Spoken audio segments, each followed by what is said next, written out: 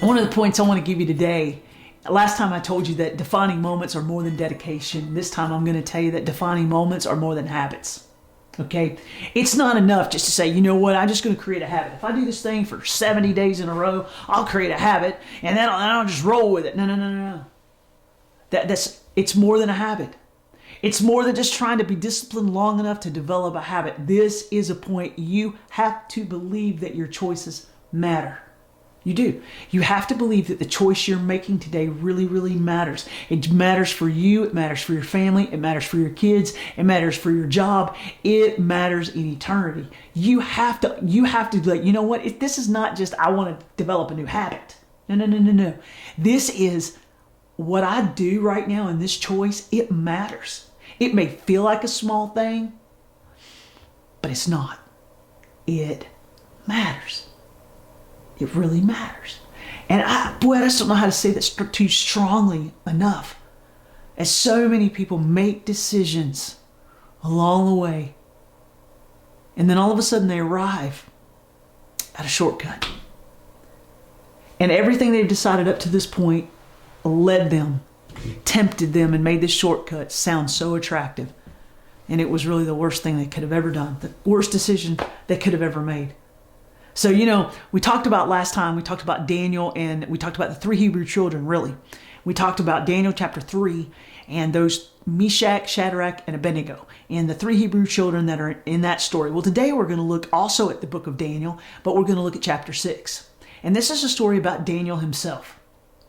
And now I would encourage you to go back and maybe read Daniel 1 through 5 if you know nothing about the story, or go back and listen to the video last time, catch up a little bit on how Daniel got to Babylon and why he was in the position he was in if you're not familiar.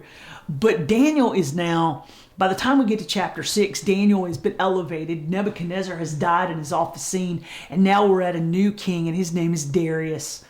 And now Darius is the king, and so now Daniel is serving this king Darius. And Darius decides to set Daniel over the entire kingdom. Outside of himself, he's at the top, and Daniel is going to be right underneath. And Daniel is going to be responsible for everybody else. Now I have to tell you that when a Jewish boy who's been imported to Babylon, all right, and is not really Babylonian by birth, takes the place that every Babylonian wanted, this did not go well. And there were a lot of people that were totally mad because they didn't get that position. Hey, we were born here. We're Babylonians by birth. This is our birthright. This is who does Darius think he is, appointing a Jew to be into this position? Okay, you with me? And so, boy, Daniel was hated because he was elevated. But I have to tell you, he was elevated because he was faithful. Okay? He was elevated because God just continued over and over and over again to prove himself faithful to Daniel. Okay? He just continued to prove himself faithful to Daniel over and over and over again, because Daniel was just like, you know what? I know my life. I want my life to matter here. And I know it doesn't look the way I thought it was going to look, and I know it's not going the way I thought it was going to go. But you know what, God, you've put me here.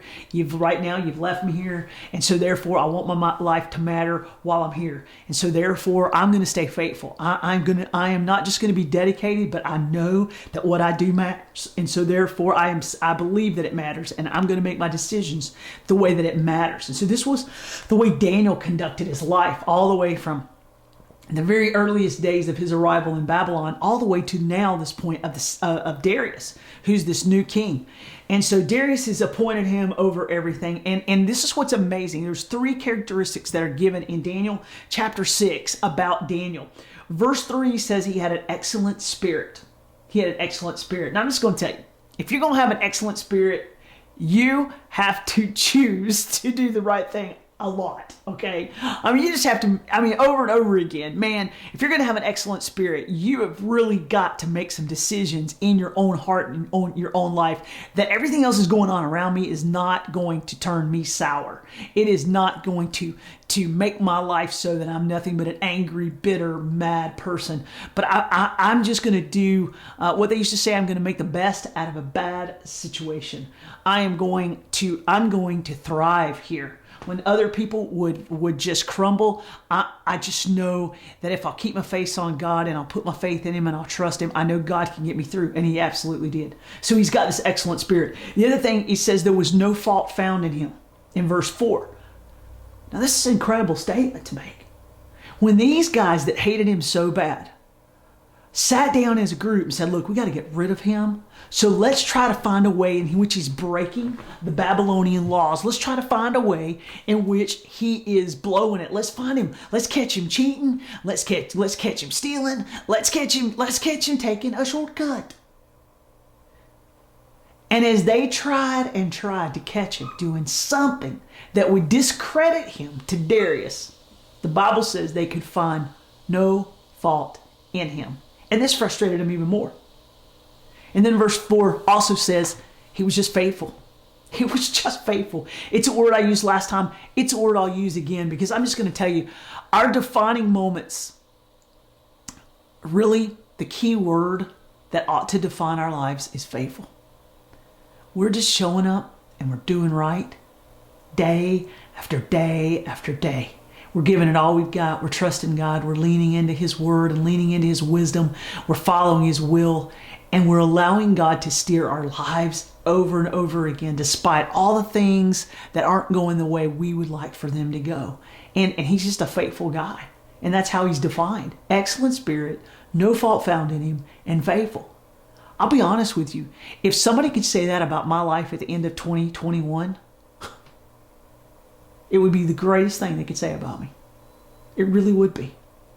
It would be the greatest thing they could say about me is that, you know what, Reba's got this excellent spirit.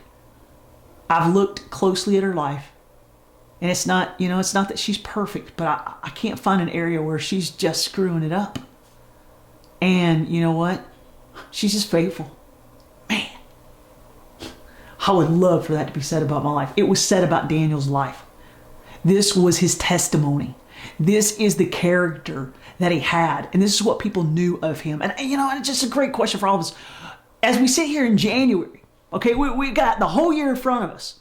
What would people say about your life right now? What defines your life right now? What is your character? What does your testimony speak of you at this point? What does it speak of you right now? Well, not only does Daniel's testimony just speak volumes for him as it should, but Daniel has a routine. And as they're spying on Daniel, trying to find some way in which he's blowing it, they realize that Daniel's got a routine.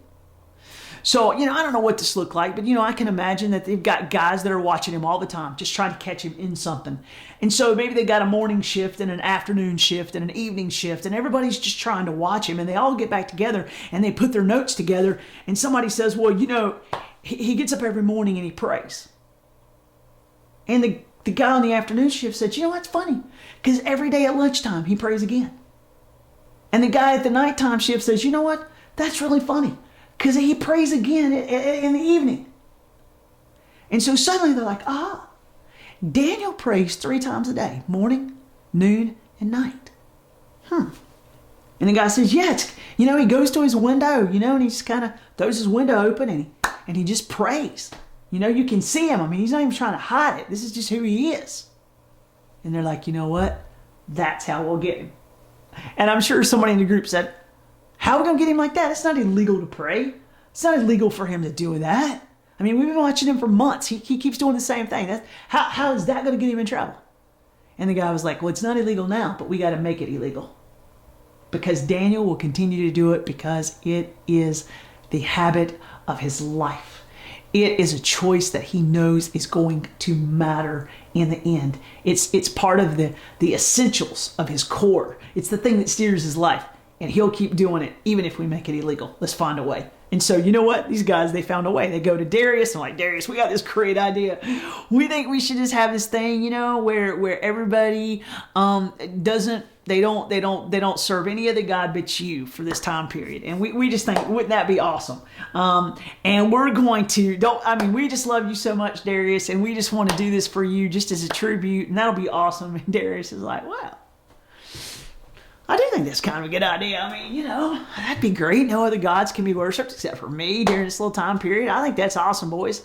And they said, well, I tell you what, King, we think it's so important that we don't want to just, issue a little holiday or anything like that. We want you to decree it. We're going to you put it in writing and you put your stamp on it, okay? And we're going to seal this thing. And everybody knows that once the king signs the decree and he seals it, that's it. And, King, we ought to probably come up with something for people who don't do it. Because there's always people who, might not get involved, and we want everybody to do it. So why don't we say that anybody who doesn't do it's going to be thrown in the lion's den? That'll be awesome. Let's do that. And I'm sure Darius like, you boys are so silly. All right, well, whatever. I mean, I don't think anybody's got a problem with this, but yeah, let's do it. Let's do it. And he signs it. And that made it law.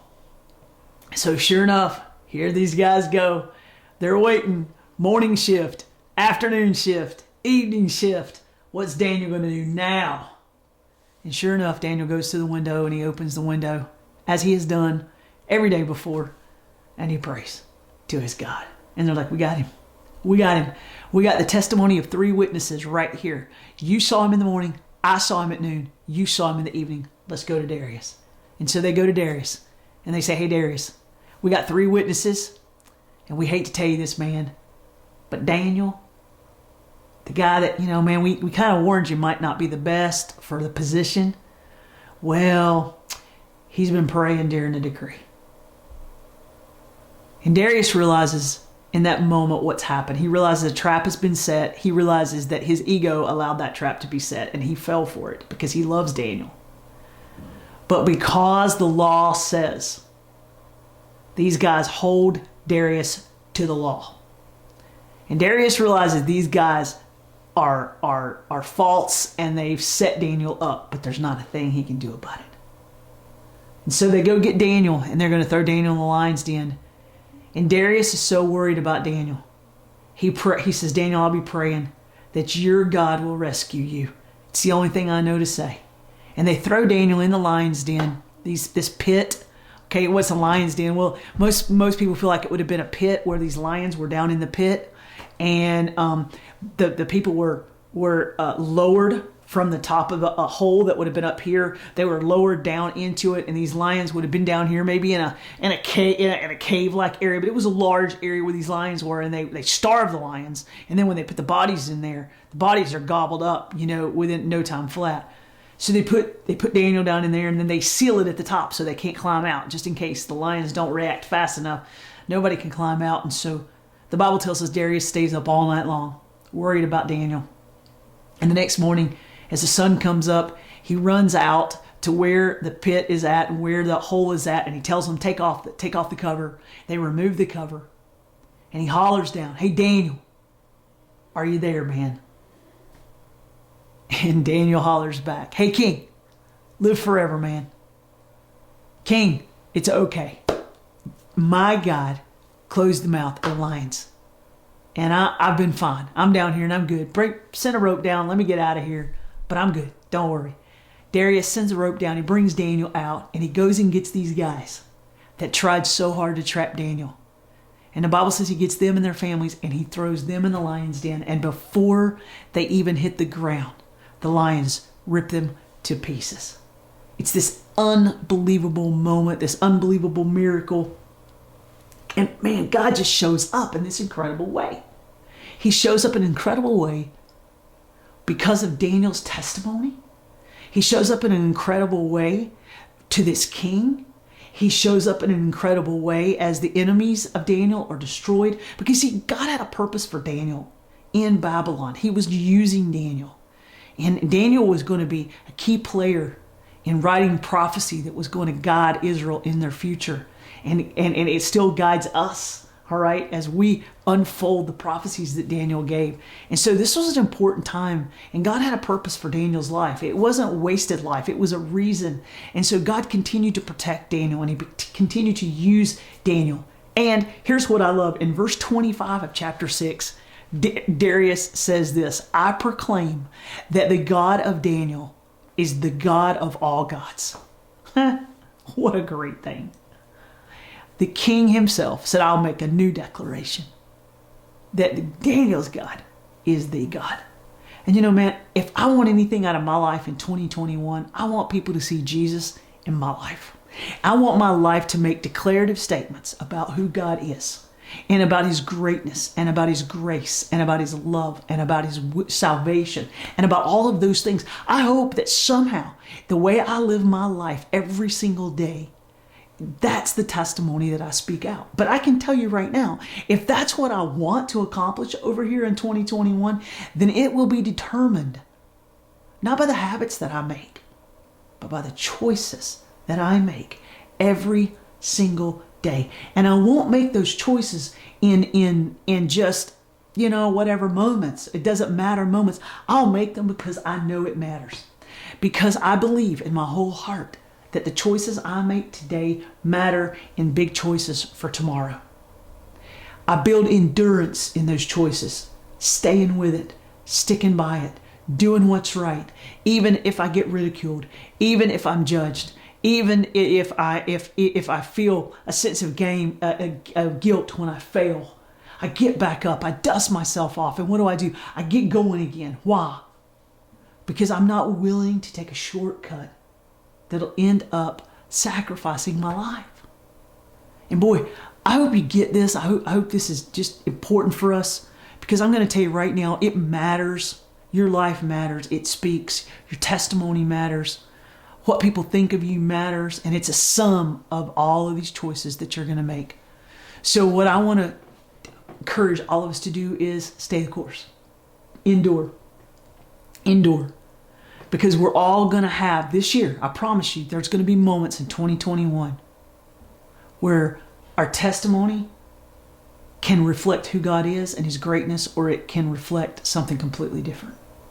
There's going to be moments this year when our shortcut we take could derail our lives and our families' lives, or if we stay the course, it'll make all the difference in the world for our kids, for our families, for our marriages, for our jobs, for all those relationships that we have, is if we just stay faithful. When everything is on the line, what you believe will guide your options and your choices. It just will. When everything is on the line, it'll guide. And for Daniel, there was this moment where everything was on the line. Daniel knew if he opened those windows, he was being spied on. I'm sure he did. But Daniel said, you know what? I'm just going to stay the course. I'm going to be faithful. I'm not going to stop now. And God blessed him in miraculous ways for it.